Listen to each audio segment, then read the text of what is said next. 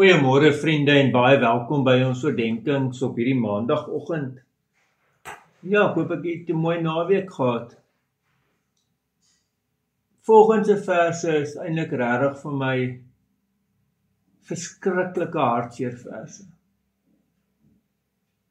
Jesaja 26 vers 10 en 11, hoor dit. Hoor die teleurstelling, hoor die seer in die profeet se stem.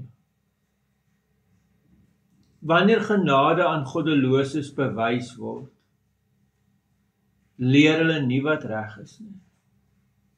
In 'n land waar opregtheid heers, pleeg hulle onreg. Die verhewenheid van die Here sien hulle nie raak nie.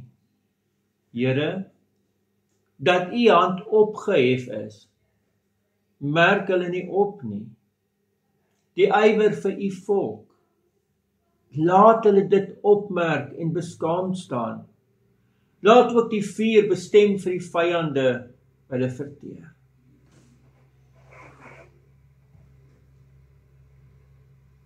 Hulle merk nie die genade van die Here op nie.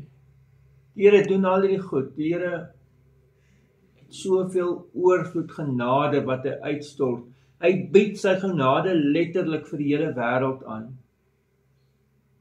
Maar die teks sê die goddelose sien dit net nie raak nie. Hulle leer nie. Selfs as die Here besig is, sy liefde vir sy mense, wanneer die Here sy hand opneem, hulle sien dit nie raak nie.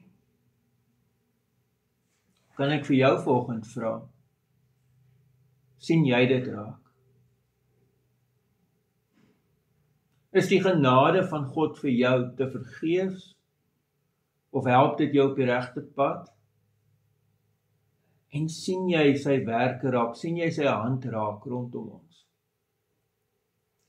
Amen. Here almagtige God, ja, by die hartseer teks,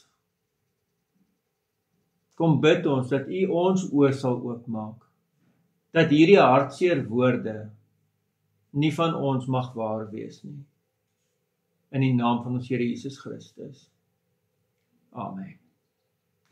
Vriende, mag jy 'n baie mooi en ook 'n baie geseënde dag beleef. Totsiens.